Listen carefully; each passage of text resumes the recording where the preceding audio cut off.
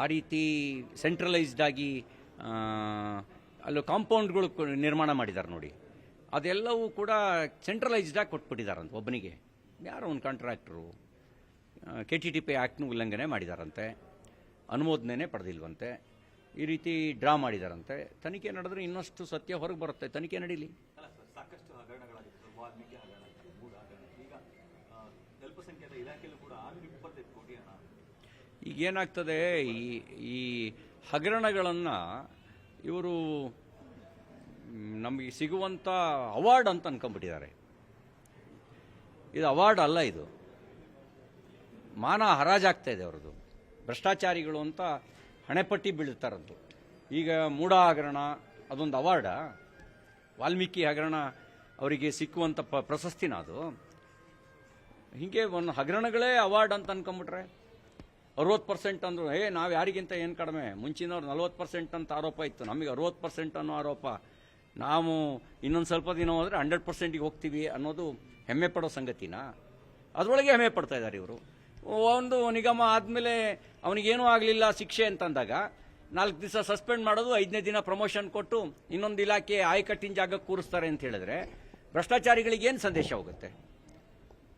ಭ್ರಷ್ಟಾಚಾರಿಗಳಿಗೆ ನೀವು ಭ್ರಷ್ಟಾಚಾರ ಮಾಡಿದ್ರೆ ಆಯಕಟ್ಟಿನ ಜಾಗ ಅಂತ ಹೇಳಿದ್ರೆ ಹಿರಿಯ ಕಂಚಾಲಿ ಮಣ್ಮಕ್ಳಿಗೆಲ್ಲ ಅನ್ನೋ ರೀತಿಯಲ್ಲಿ ಉಳಿದವರು ಅದನ್ನೇ ಕೆಲಸ ಶುರು ಮಾಡ್ತಾರೆ. ಈಗಿದೆ ಈ ಸರ್ಕಾರದಲ್ಲಿ ಅದೇ ಆಗ್ತಿರೋದು. ಕನ್ನಡ ಭಾಷೆಗೆ ಅಪಮಾನ ಆಗಿದೆ ಸರ್. ಅಪಮಾನ ಆದರೂ ಕೂಡ ಕಮಲ ಹಾಸನ್ ಅವರು ಇನ್ನೂ ಕೂಡ ಕ್ಷಮೆ ಯಾಚಿಸಲ್ಲ ನಾನು ಅನ್ನೋ ಉದ್ದಟನ್ನು ತೋರಿಸಿದ್ದಾರೆ. ಒಂದು ಕಮಲ ಹಾಸನ್ ಹೇಳಿದ ತಕ್ಷಣವೇ ಅಪ್ಪ ಮಗ ಆಗಕ್ಕೆ ಸಾಧ್ಯ ಇಲ್ಲ, ಮಗ ಅಪ್ಪ ಆಗಕ್ಕೆ ಸಾಧ್ಯ ಇಲ್ಲ, ಅಕ್ಕ ತಂಗಿ ಆಗಕ್ಕೆ ಸಾಧ್ಯ ಇಲ್ಲ, ತಂಗಿ ಅಕ್ಕ ಆಗಕ್ಕೆ ಸಾಧ್ಯ ಇಲ್ಲ.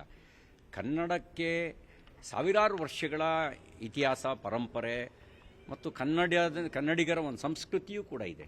ಇದನ್ನು ಯಾರೂ ಅಳಿಸೋಕ್ಕೆ ಸಾಧ್ಯ ಇಲ್ಲ. ಹಾಗಾಗಿ ಅವರು ಏನೋ ಹೇಳಿದ್ರು ಅಂತಂದಂಗೆ ಅಳಿಸೋಕ್ಕೂ ಸಾಧ್ಯ ಇಲ್ಲ. ಕೆಲವರಿಗೆ ವಿಷಯಾಂತರ ಮಾಡಬೇಕು ಅಂತಲೂ ಯೋಚನೆ ಮಾಡ್ತಾರೆ. ವಿಷಯಾಂತರ ಮಾಡಿ ಈ ಥರದ ವಿಷಯಗಳನ್ನು ಮಧ್ಯೆ ಬಿಟ್ಬಿಟ್ಟು ಸಾರ್ವಜನಿಕವಾಗಿ ಯಾವ ಚರ್ಚೆ ಆಗಬೇಕು ಆ ಚರ್ಚೆ ಆಗದಂಗೆ ನೋಡ್ಕೊಳ್ಬೇಕು ಅಂತಲೂ ಕೆಲವು ಪ್ಲಾನ್ಡ್ ಆಗಿ ಟೂಲ್ ಕಿಟ್ಟು ಪೊಲಿಟಿಕ್ಸ್ ಮಾಡೋರಿದ್ದಾರೆ, ಟೂಲ್ ಕಿಟ್ ನೆರೇಟಿವ್ ಸೆಟ್ ಮಾಡೋರಿದ್ದಾರೆ. ಈಗ ನೀವು ಪೆಹಲ್ಗಾಮು ಅದು ಚರ್ಚೆ ಆಗಬಾರ್ದು, ಆಪರೇಷನ್ ಸಿಂಧೂರ ಚರ್ಚೆ ಆಗಬಾರ್ದು, ಈ ಥರದ್ದು ಒಂದು ಬಿಟ್ಬಿಟ್ರೆ ಇದ್ರ ಹಿಂದ್ಗಡೆ ನಾವು ಸುತ್ತಾ ಇರಬೇಕು ಅಂಥೇಳಿ. ಆದರೆ ಒಂದು ಮಾತು ಹೇಳಕ್ಕೆ ಬಯಸ್ತೀನಿ, ಕನ್ನಡ ಅದಕ್ಕೆ ಸಾವಿರಾರು ವರ್ಷಗಳ ಪರಂಪರೆ ಇದೆ, ಇತಿಹಾಸ ಇದೆ. ಹಾಗಾಗಿ ನಾವೆಲ್ಲರೂ ಒಂದು ಕವಲಿನಿಂದ ಬೆಳೆದವರು ಅಂತ ಹೇಳಿ ಬೇಕಿದ್ರೆ. ಯಾಕೆಂದರೆ ಮನುಷ್ಯ ಮೊದಲು ಮೂಕ ಭಾಷೆಯಿಂದ ಶುರು ಮಾಡಿದವನು, ಆಮೇಲೆ ಸಂಜ್ಞೆಯ ಮೂಲಕ ಶುರು ಮಾಡಿ ಆಮೇಲೆ ವಿವಿಧ ಭಾಷೆಗಳನ್ನು ಬಳಸ್ತಾ ಬಂದ ಅನ್ನೋದು ಗೊತ್ತಿರುವಂಥ ಸಂಗತಿ.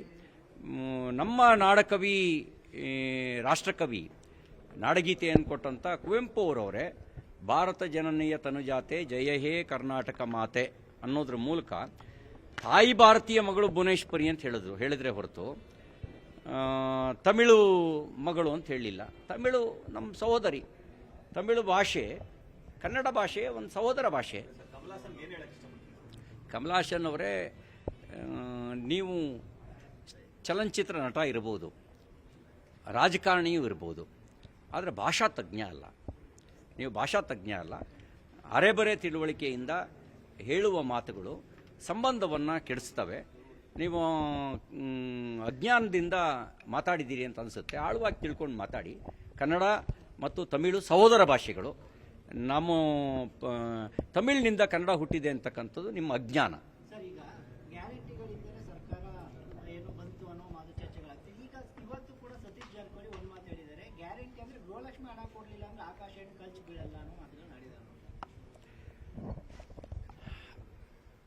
ಆಕಾಶ ಕಳಚಿ ಬೀಳಲ್ಲ, ಬೀಳುತ್ತೆ ಅಂತ ನಾನು ಹೇಳೋಕ್ಕಾಗಲ್ಲ. ಆಕಾಶ ಕಳಚಿ ಬೀಳುತ್ತಾ? ಬೀಳಲ್ಲ. ಕಾಂಗ್ರೆಸ್ ಇಲ್ಲದೆ ಇದ್ದರೂ ದೇಶ ಇರುತ್ತೆ, ಕಾಂಗ್ರೆಸ್ ಇಲ್ಲದೆ ಇದ್ದರೂ ಏನು ಆಕಾಶ ಕಳಚಿ ಬೀಳಲ್ಲ. ಕಾಂಗ್ರೆಸ್ನ ಅವಶ್ಯಕತೆಯು ರಾಜ್ಯಕ್ಕೆ, ದೇಶಕ್ಕೆ ಇಲ್ಲ. ನೀವು 5 ವರ್ಷ ತಡೀರಿ. 2 ವರ್ಷಕ್ಕೇ ಯಾವ್ಯಾವ ಬೆಲೆಗಳನ್ನು ಏರಿಕೆ ಮಾಡಿದ್ದಾರೆ ಅಂತ ನೀವು ನೋಡಿದ್ದೀರಿ. ಬೆಲೆ ಏರಿಕೆ ಇನ್ನೇನು ಮಾಡಿದ್ದಾರೆ ಅಂತ. ಇನ್ನೊಂದು 5 ವರ್ಷ ತಡೀರಿ, ಆವಾಗ ಅಲ್ಲಿ ಇನ್ನು 3 ವರ್ಷ, ಆವಾಗ ಅದ್ರ ಏನು ಹಣೆ ಬರ ಏನು ಅಂತ ಗೊತ್ತಾಗುತ್ತೆ. 5 ವರ್ಷ ಕಂಪ್ಲೀಟ್ ಆಗಲಿ.